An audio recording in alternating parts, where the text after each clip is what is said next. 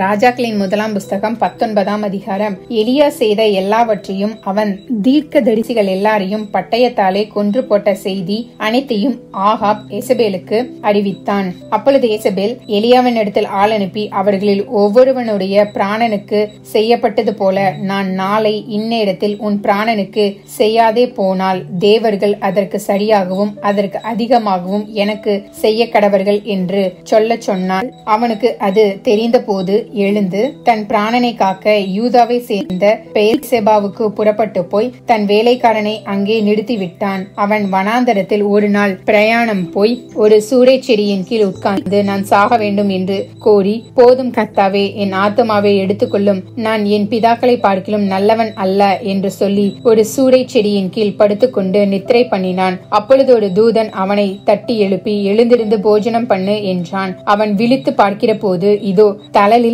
சுடப்பட்ட அடையும் ஒரு பாத்திரத்தில் தண்ணீரும் அவன் தலைமாட்டில் இருந்தது.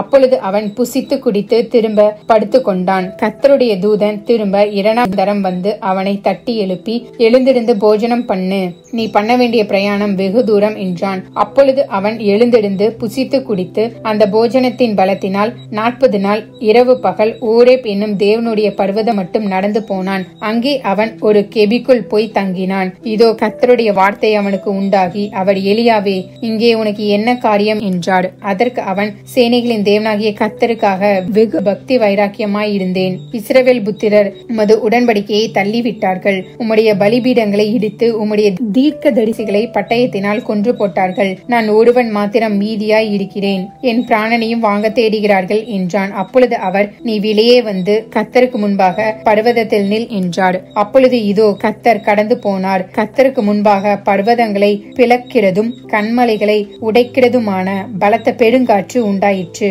ஆனாலும் அந்த காற்றிலே கர்த்தர் இருக்கவில்லை. காற்றுக்கு பின் பூமி அதிர்ச்சி உண்டாயிற்று. பூமி அதிர்ச்சியிலும் கர்த்தர் இருக்கவில்லை.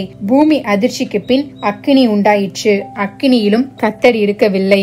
அக்கினிக்கு பின் அமர்ந்த மெல்லிய சத்தம் உண்டாயிற்று.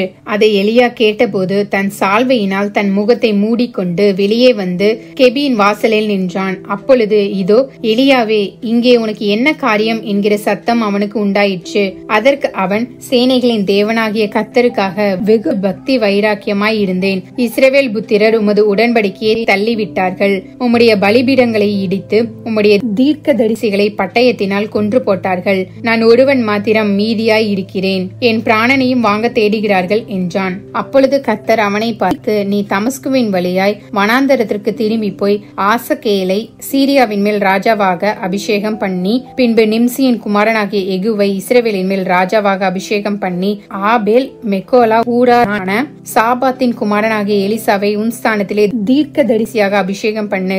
சம்பவிப்பதாவது, ஆசகேலின் பட்டயத்திற்கு தப்பினவனை எகு கொன்று போடுவான். எகுவின் பட்டயத்திற்கு தப்பினவனை எலிசா கொன்று போடுவான். ஆனாலும் பாகாலுக்கு முடங்காதிருக்கிற முழங்கால்களையும் அவனை முத்தம் செய்யாதிருக்கிற வாய்களையும் உடைய 7000 பேரை இஸ்ரவேலிலே மீதியாக வைத்திருக்கிறேன் என்றார். அப்படியே அவன் அவ்விடம் விட்டு புறப்பட்டு போய் 12 ஏர் பூட்டி உழுத சாபாத்தின் குமாரனாகிய எலிசாவை கண்டான். அவன் 12ஆம் ஏரை ஓட்டிக் கொண்டிருந்தான். எலியா அவன் இருக்கும் இடம் மட்டும் போய் அவன் மேல் தன் சால்வையை போட்டான். அப்பொழுது அவன் மாடுகளை விட்டு எலியாவின் பிறகே ஓடி, நான் என் தகப்பனையும் என் தாயையும் முத்தம் செய்ய உத்தரவு கொடும், அதற்கு பின் உம்மை பின்தொடர்வேன் என்றான். அதற்கு அவன், போய் திரும்பி வா, நான் உனக்கு செய்ததை நினைத்துக்கொள் என்றான். அப்பொழுது அவன் இவனை விட்டு போய் ஓர் ஏர் மாடுகளை பிடித்து அடித்து ஏரின் மரமுட்டுகளால் அவைகளின் இறைச்சியை சமைத்து ஜனங்களுக்கு கொடுத்தான். அவர்கள் சாப்பிட்ட பிற்பாடு அவன் எழுந்து எலியாவுக்கு பின் சென்று அவனுக்கு ஊழியம் செய்தான் என்பதே. ஆமேன்.